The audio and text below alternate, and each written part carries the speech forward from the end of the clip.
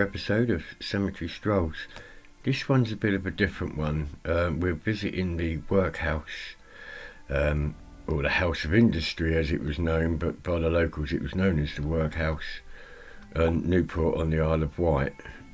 We'll be seeing outside the Workhouse Lake and the burial grounds. Newport's previous workhouse was on Hollywood Street, opposite its present-day junction with C Street.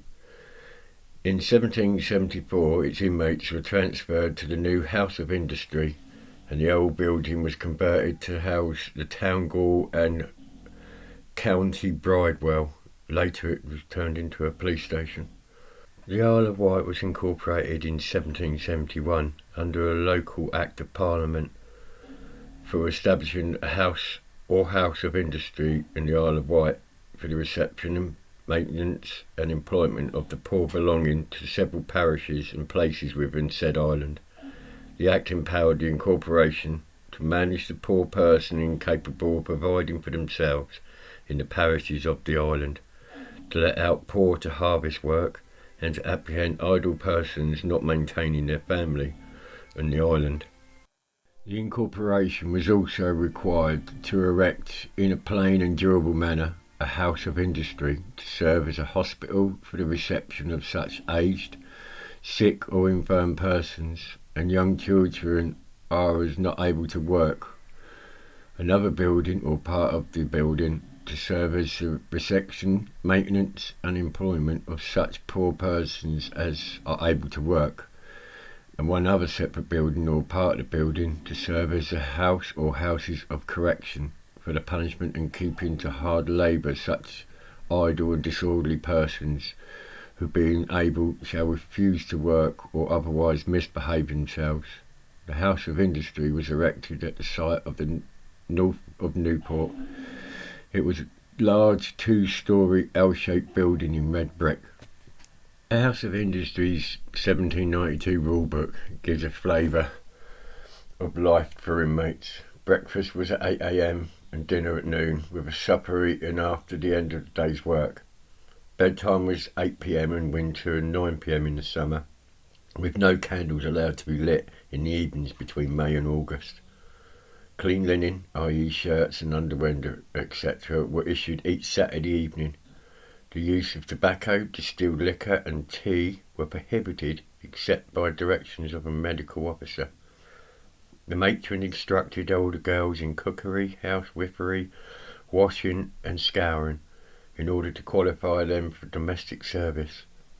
Unmarried mothers were housed apart from the other inmates and had their names entered into a black book. They were allowed no solid meat on meat days and had to wear coarse yellow coats or gowns or other disgraceful distinctions. On the other hand, those paupers who were judged to have worked with care and diligence could receive occasional reward. The inmate's weekly bill of fare is shown on the screen.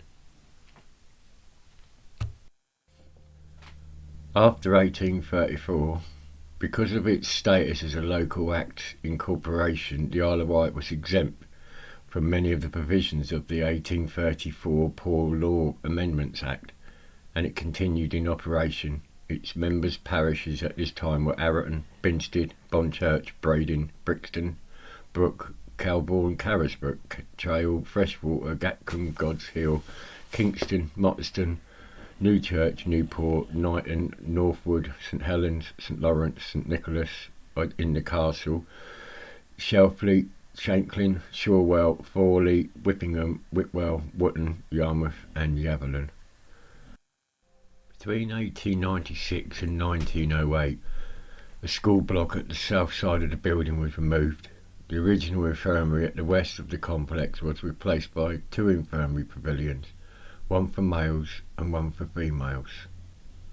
By the 1920s, the Isle of Wight Union was operating a number of scattered homes. In 1924, there was a boys' home and a girls' home at Arreton, and a home for infants at Wootton Bridge, each of which held 12 children. By 1929, the boys' home had moved to East Cowes. Feeding and homing the poor and unemployed wasn't an act of charity. they were seen as potentially troublesome, and the workhouse allowed the authorities to keep them under virtual lock and key, all under one roof. People admitting by reason of criminality or loose morals had no meat on meat days and were distinctive clothing or other disgraceful badges. The ethic of work for work's sake, with no regards of humanity, could be seen all in its glory. It was a grim, soulless existence. In 1891, on March 28th, this letter appeared in the Isle of Wight County Press. So, in many cases, no more is heard of inmates of the workhouse after they enter there. I inquired of an inmate I knew, and the answer received was that the old man had been dead for more than a year. There had been no records of his death, and unknown to his old friends, he had died and been buried in an unmarked grave in the workhouse cemetery. Cannot the master present a written statement of deaths which occur in the house, giving the names, ages and places to which the deceased person belonged? Your obedient servant, Cyrus. The Board of Guardians did actually take notice of that letter, and in Deaths in Workhouse were published thereafter. The following moving letter appeared in January 1908. Sir, I have noticed the sorrow the letter in your paper about the workhouse. I should like to ask a few words on the other side. It may seem astonishing that I want to say that the happiness 3 years of my life was spent as an inmate in the workhouse. I went there out of health, but left it with a good, sound constitution. It's true that the butter was not the best, fresh, but when I remember that when living at home, I often had dry bread or bread and dripping. I ate it, and I was thankful. The meat was not always the best quality, but before going there many a day I had none. The regular living and plain diet built me up, and I am now a strong woman. I never met with anything but kindness from the guardians, nor anyone else. There are many there who could say the same. In fairness to those who work so hard for the good of the poor, I ask you to insert this letter. Yours obediently, Fair Play. In March 28, 1931, the county press quoted from an official report of the workhouse: an area of the property is about 77 acres and about half is let to farmers. About 13 acres grow all the vegetables used in the workhouse, and there is a cemetery, now full, of about 4 acres. The water supply from the main supplement by the well, which yields 7,200 gallons a day. In the men's quarters there are 132 beds with 85 occupants. In the women's quarters are 110 beds with 69 being occupied. The dormitories are lit by gas and warmed by radiators. The nursery provides very good accommodation for the 6 infants in the house. The food, including all the bread, is cooked for all the inmates in the main kitchen. When the workhouse was built in 1774, it was actually the second workhouse in Britain. Later in 1902, known as Forest House, although popularly nicknamed the Grubber, the elderly, infirm and disabled, the unemployed, widows, unmarried parents, their bastard children, orphans and the young are incarcerated within its walls in conditions similar to those found within ghouls, with the stigmatised inmates treated worse than slaves. It would not be until 1930 that the workhouse would officially be dissolved, although many would continue to live there. Today, the buildings are offices and meeting rooms for St Mary's Hospital and are Grade 2 listed.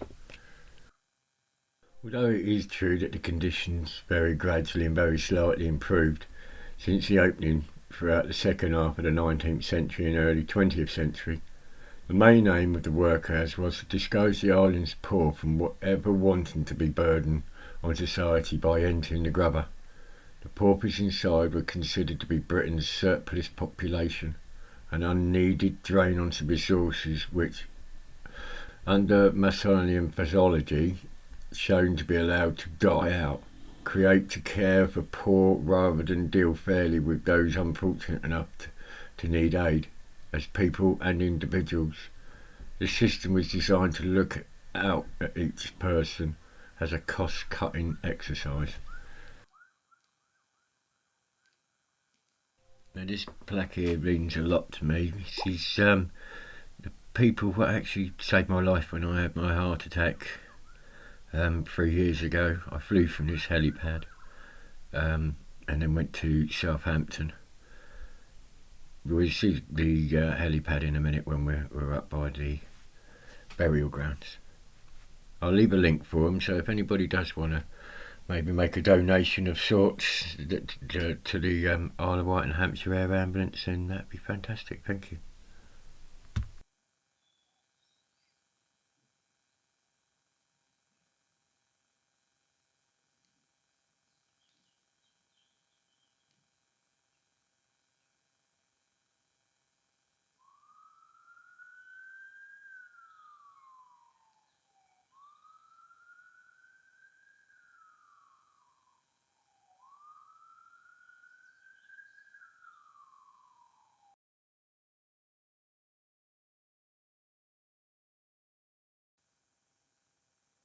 In the workhouse there was many deaths and such forth, bad treatment, but I've got one which is regarding a 23-year-old called Edward Cooper. Mary Cooper entrusted her mute 23-year-old son Edward Cooper, also known as Edwin, to the workhouse on the 26th of February 1877. When she was assured that he would be cared for and well looked after. A month later, he was dead. When Edward's brother-in-law, Francis Munns, came to collect his body, he noticed that his body had shrunk, was covered in bruises and signs of other injuries, including his teeth broken. Edward's brother, Henry, a corporal in the Royal Engineers, asked Colonel Athley for advice. The colonel recommended that he contacted a surgeon from Ryde, a Mr. Barrow. Following an autopsy, the coroner was informed by Barrow that the cause of death was starvation. This is the second time that Edward had been to the workhouse. The first time was in 1874 when Edward's father was severely ill and unable to work. As his mother was considered able to work, the assistance offered was to give Edwin to the idiot ward. His mother, Mary, described his experience in 1874 with words, "My husband visited Edward. He came home and began to cry, to break his heart. He said the poor boy fell away to nothing, had sores all around the lower parts of his body. The dry skin was hanging off his back, and he had like boils around him. We then made up our minds to take him out. His mouth was dry and turned up hard, and his body had got very thin, all around the lower parts of these large wounds, more especially one on his hip. His other parts were all but dropping from him. He had been in the workhouse 10 clear days." In 1877, Edward's father died, and the situation had become so grim that Mary had no choice but to trust the workhouse with her son.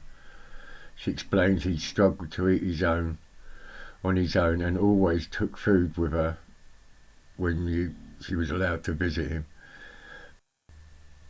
He had been placed in the care of Nurse James Wilson and Emma Brooker, who was in charge of the idiot ward and supervised by Mr. Loftus Beaconsdale, the workhouse medical officer, and his assistant and son, Mr. Daniel Beaconsdale. Loftus Beaconsdale wrote on the death certificate that the cause of death was deliberately embeasing of the mind. After Edward died, they all testified that he had been treated in a fair and reasonable manner, but it was revealed that he had spent much of his time tied to his bed by his bed sheets and often left lying in soiled linen for long periods of time. A board of inquiry was held when Dr. Beaconsdale was asked if he had not paid more attention to Edward's state. He replied, "It never struck me that it was desirable that I should myself see him fed, notwithstanding the representation of his mother and his falling state. The inquiry resulted in Booker and Wilson being dismissed for gross dereliction of duty.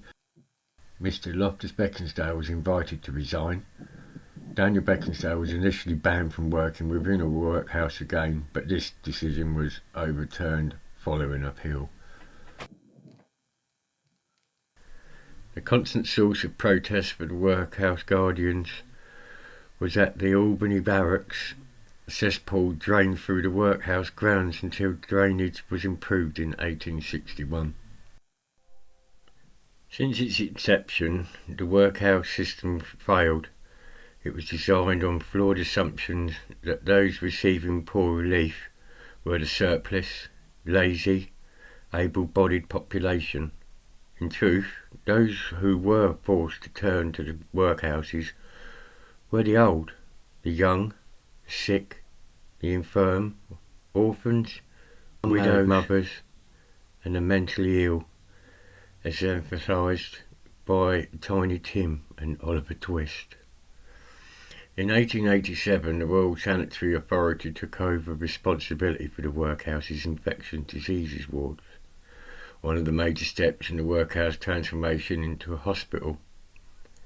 In 1909, old age pensions were introduced, which reduced, though not eliminated, the number of elderly inside. In the early 20th century, the Isle of Wight's population was much higher than it had been in the late 18th century, which increased mechanicalism, leading to high unemployment and the practicalisations of housing the entire island's unemployed as well as all their families within one building was impossible. The final meeting of the Isle of Wight Workhouse Board of Governors took place on the 27th of March 1930. On April the 1st, 1930, the 643 Workhouse Board of Guardians in England and Wales were abolished and their duties transferred to local councils, although throughout the 1930s and early 1940s the sick and elderly continued to live in the same buildings. They were treated with respect and care. In 1948 the National Health Service was formed, and for the Isle of Wight's poor the world became a better place. It is believed the lake, at which is now St Mary's Hospitals, was formed when clay to make the workhouse bricks was excavated from there. The pest house was demolished in 1952. Before being demolished, it had been used as a carpenter's workshop. Although at times of serious infections, a hospital ship was kept offshore near Cowes. Those infected with smallpox or cholera could be kept isolated at sea. Of course, if more than one person died in the same week, the common practice of sharing coffins kept costs down. Although in many cases masters who had abused young girls in their care were not permitted to loan of girls in future. Thank you muchly for staying with me on this one. It's different than normal, no church, and we didn't go inside of a building. But I appreciate you sticking with me and getting out the story of the old workhouses. There was so much more I could have done, but obviously I'm limited to what I could film at the time. So I thank you muchly for coming along and watching me, and don't forget to like, subscribe if you haven't already. It is free. Leave a comment even. So let's keep going and let's push it up. We're getting there, and I'll see you on the next episode of Cemetery Strolls. Goodbye.